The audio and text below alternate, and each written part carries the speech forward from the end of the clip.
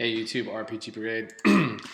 So, doing running around today, and had an idea, and I wanted to try to get a discussion going from folks about the basics of, a bachelor of arts, if you will, in role-playing games, tabletop gaming.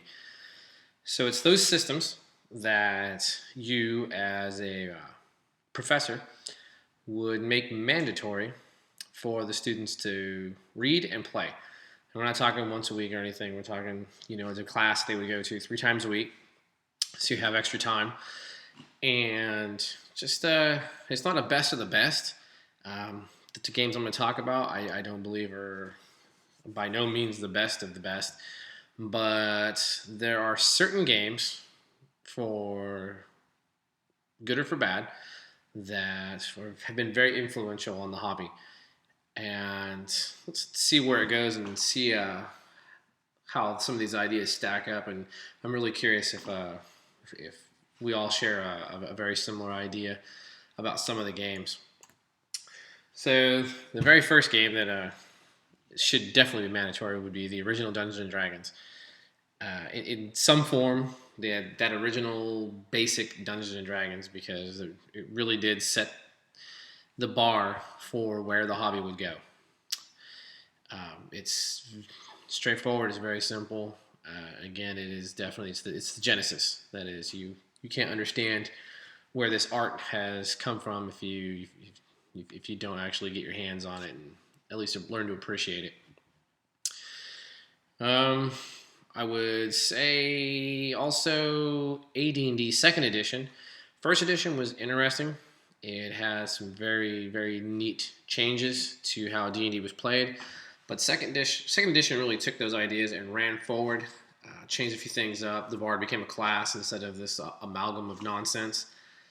They hyped up it was the first iteration of the cleric as a priest, getting your domain spells. You got spells based on your deity, and actually that was taken from First Edition, from the First Edition Dragonlance setting rules. It's where that concept was introduced, but it was taken in place into Second Edition. So yeah, definitely AD&D Second Edition. Vampire or any World of Darkness. Again, it's one of those systems that I think when it came out, it changed the landscape of gaming. More females became involved in the hobby because of the World of Darkness, specifically Vampire, and the concept of moving the game from a more gamist and simulationist aspect into the narrative. Vampire has to be held in high regard on that aspect. Next, I would say D&D 3.0, simply because it was such a huge change from the way that D&D, again, was played. And D20, for better or for worse, set the bar again very high. You just look at the number of supplements that came out for it. Yeah, the OGL helped out a lot, but people were generally enjoying what had been produced by Wizards of the Coast. You got your skills, your feats, the classes. It was a really interesting take on the future of the fantasy gaming genre. One that I would put on here, but it's again Rifts. I think that people should experience Rifts. As far as the Palladium system, I think Rifts gives you it's that single best snapshot of what the Palladium system was all about, and it gives you an idea of where they were going. Palladium, that is, with some of their ideas and their dislike of game balance and just the craziness that was involved in Rifts. You could literally be any genre mixed in there. Rolemaster. People, again, love it, hate it. I definitely think Rolemaster is one that has to be taken into account. It changed the way you could view character development and character mortality.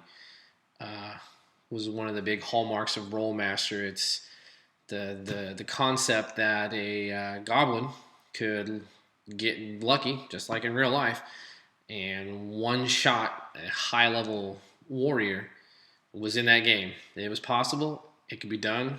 I play Rolemaster a lot when I was younger, and I've seen it done. I've seen very powerful foes laid low. It was the utter randomness of that system Definitely could teach players a thing or two about you don't always want to get into a fight. Following that, Cyberpunk. Cyberpunk did amazing things for the cyberpunk genre, and not only that, it also taught people that setting could very much matter. In fact, the lethality of the setting could very much matter. It wasn't just a couple of pretty pictures in a source book. It was something that you could feel. Most people who are into cyberpunk were very much into the novels, into the concept. It was the heyday of computing, and it definitely took a different spin on things and taught you to once again, you don't wade into a situation and just say fuck it, I'm gonna roll the dice and we're gonna go guns blazing. People have tried that and it never ends well. Traveler. Traveler is a cool system. It's a very simple dice mechanic. The best part about Traveler, and the part that I've always wanted to emulate in basically every game I've ever done, is the character creation. If you're not familiar with it, it's basically a series of random rolls, and you're deciding how far you're going to carry your character into your life path progression. And you can actually die during character creation. That you can spend time creating this character, and you can just get shitty luck, and you can actually die. It's a chance you take. But I will tell you that the character you were creating is an amazing character to play. It opens up the possibilities in your head and your imagination of just where this character has come from and where you're going to go and what this character is all about. And people who come with preconceived notions and concepts, Traveler might be a hard one to digest, but definitely suggest you give it a try. GURPS. GURPS is definitely another game changer. It had the concept of this just purely generic rule set that could be used in any genre, any time period, lethal as hell. You're playing GURPS and you take a called shot to the head, it's probably going to kill your character or the NPCs or whoever you're shooting at. You're going to drop people with one-shot kills. There's a lot to it. It was developed in some zany-ass ways. I mean, they would go out in the backyard and actually smack the shit out of each other trying to develop these combat rules to see what worked and what didn't work and what was more realistic and what wasn't realistic. Very high simulationist. Marvel's Phase Rip. I definitely think that is a interesting take on gaming and power structure and power accumulations across the board, and sort of an exponential increase in development. Definitely worth a shot. Torg. Torg is a game that has some very interesting mechanics. It used a action deck, more or less, as a story deck, a narrative deck, and die rolls. But the characters could come from any genre. There's an invasion of the multiverse invasion, and so like Rift's, characters come from any genre. And the adventures were very interesting. And if you cross from one genre to the other, your equipment could malfunction because they don't belong in a certain setting. Sci-fi going to fantasy, for instance, could encounter a lot of issues. It's just very interesting system. Definitely worth a look-see. Warhammer's second edition is, I think, where they really stepped up their game from the first edition and just made a solid character generation. Again, it's definitely in the generation for that one.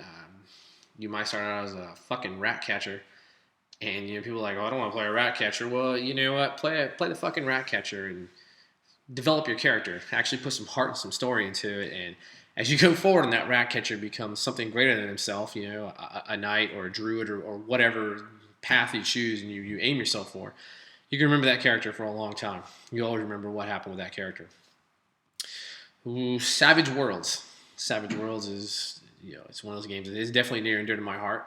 I think it is an amazing system, has a great mechanic, is very easy to learn, very user-friendly, very age-friendly, as a matter of fact. You can teach that game to just about anybody. It has some incredible ideas. The initiative system is very neat. The Benny system is top-notch in how they use it. A little better than Action Points. And the acing the dice, of course, again, it comes back from the Rollmaster days. But Savage Worlds is definitely one of those games that I believe has set the bar higher for gaming, especially pulp gaming. Amber Diceless, if only for the fact that it's a diceless system and it did what it did a very long time ago.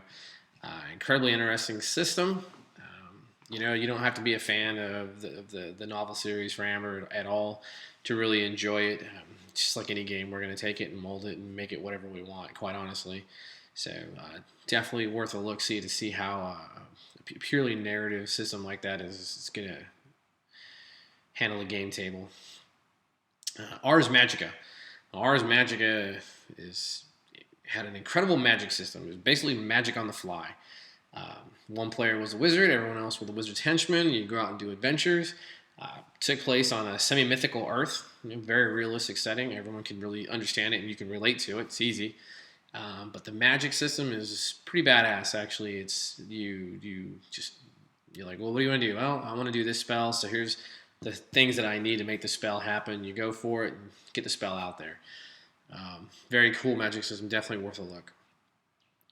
Call of Cthulhu. Call of Cthulhu is deserving to be in this list because it is that horror game. That is the one that every gamer should play. You should always get your feet wet in Call of Cthulhu and see just how the mechanics work. Character creation takes minutes. It's very interesting to get the interactions together. It has some of the best story narrative-driven games that I've ever played and have come from Call of Cthulhu. It's just an incredible system, and a lot of people don't like that your investigators are going to die. Your investigators aren't always going to die. That's a lot of bullshit, quite honestly. There are plenty of times when the investigators make it just fine. A little bit crazy, a little batshit crazy, but they can and they will succeed. It just depends on how dumbass you play your character or how shitty your game master is. The Burning Wheel. First when I sat down with the Burning Wheel, I wasn't really sure. I'd only heard about it in podcasts, and everyone kind of just shit on it. Mostly a shit on the designer of the game because he was kind of arrogant. And watching some of the videos, I can kind of see that, but it doesn't change the fact of how the game is done, how you design your character. And that's the most interesting thing is you're basically building this creature on a life path, and it's very cool. We sat down and played we didn't really get a chance to play. We built the characters and then we kind of put it on the system to see how it was. But the guy running it was very knowledgeable. We built a couple of orcs who had been cut off from their legion. And they were seeking to get back to their legion, and they had to cross through the Feywild. And that was very cool character concepts. You could do it in any other system, but it was just the way it was laid out and the life paths and trying to get to where you wanted to be and where you envisioned yourself as either the orc warrior or that orc shaman was definitely incredible. I definitely think the Burning Wheel should be looked at by everybody. Toon is a great game. It teaches you the zaniness. How to be a kid again, and you really use your imagination because there's rules, but it's incredibly rules light, and it relies on the players to be hyper creative, to solve the situation and to come up with solutions. You just have to really think back to your childhood about these cartoon characters and Wile fucking Coyote pulling out anvils out of his back pocket. Okay, as an adult, you're like, oh, he's a fucking coyote.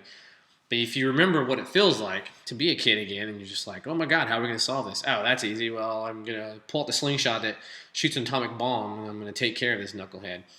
And then you knock them, they get knocked out for a little bit, and you're right back to it.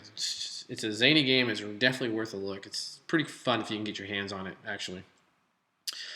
Let's see, Dogs in the Vineyard. Dogs in the Vineyard is a very interesting take on gaming, and where success and story definitely take priority over the dice and the gamist of the mechanics. It's more important to get the deeds done than it is how you do those deeds. It's a very interesting game. There's a couple of cool reviews on it. Samwise RPG does a really good review of it. Grumpy Kell also had a pretty good review of it. Definitely worth a look. Let's see, the Fate system. The Fate system is another one of those. It's a more recent game, and it's definitely a game changer when you look at how Fate has you create your characters, how Fate has you create the environment around you. The most famous, Fate is Dresden Files, and if people know or don't know, the Dresden Files, one of the most important things you do is actually create the city around you, and it's a collaborative creation of that setting that you're going to be playing in.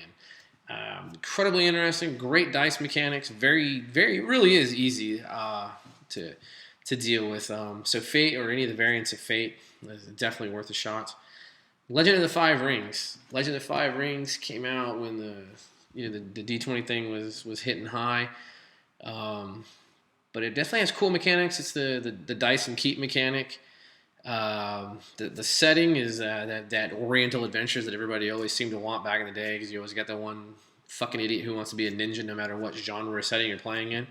This is definitely a game for those people specifically. But for anyone, it really is worth a check out just to see how they do the character creation, the powers. It's very interesting.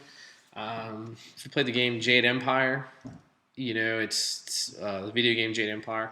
L5R will be right up your alley. Hero, the Hero system. Iron Crown Enterprises originally, and then it's just with the Hero Games guy now. That spawned Champions, and they've got the Fantasy Hero, and they've got Modern Hero, and they got a lot of Hero books. But Hero is this ponderous tome of books, but is very interesting to show you just how much control can be given to a player to create exactly the character they want. For those people who are super hyped on point-buy systems, you need to fucking check out Hero, because you can do more with that system than most other systems I've ever seen. It is very, very precise in what you want to do. Sometimes you need a little bit of math to do combat, but it's all right. It's up to you. Quite honestly, 15d6 punch with knockback. Anyway, Dread. Dread is a really interesting game because, again, it changes that narrative landscape of how games go, of how your character interacts with those around you at the table, and it uses the Jenga tower for resolution. And it's very ingenious, actually, with how they've incorporated that Jenga tower when you pull the piece and you declare your actions, and then what happens in the results of the Jenga tower collapsing, or you being able to pass on to someone else. Very cool, the questionnaires that you're given, you hit to fill out for your characters. It's a really cool system, definitely worth checking out. Paranoia, again, is a really old school game. It's all about fun. Fun. Paranoia is all about you having a good time and just being silly, right? It's not really, you don't take Paranoia serious at all, you and your clones, and you go to it, right? Enjoy the computer. Again, if you've ever played the game Portal or Portal 2, you're probably going to enjoy Paranoia. Star Wars D6. Star Wars D6 is a very well done system. I always feel like the whole West End games got just the shitty end of the stick after the development cycles of the Ghostbusters and the Star Wars. But yeah, Star Wars D6 is a really cool game. It's very interesting how it's done. The character concepts, the archetypes they use, and just how the game plays is so straightforward, and it allows you to you still have the dice, you have the randomness, but it allows you to just really live in that environment as those Star Wars characters, and you really just feel it. The last game for now that I'll put on here that I can really think of is the Saga Edition. So the Saga Edition came, not the Dragonlance fucking Saga Edition, the Saga Edition for Star Wars. And there's also a Fantasy Saga Edition. I can't recall for the life of me what it is. I own it. I've taken a look at it, but Saga Edition is where everyone wished 4th edition Dungeons & Dragons would have went. Well, okay. Not everyone, but obviously most sane people. Saga Edition is a very well done system. It has you can see the inklings of 4th edition in there. The force powers that are usable once per encounter, and then they reset. You got the force points that you can spend. Still, they got the D20 the D20 base at heart.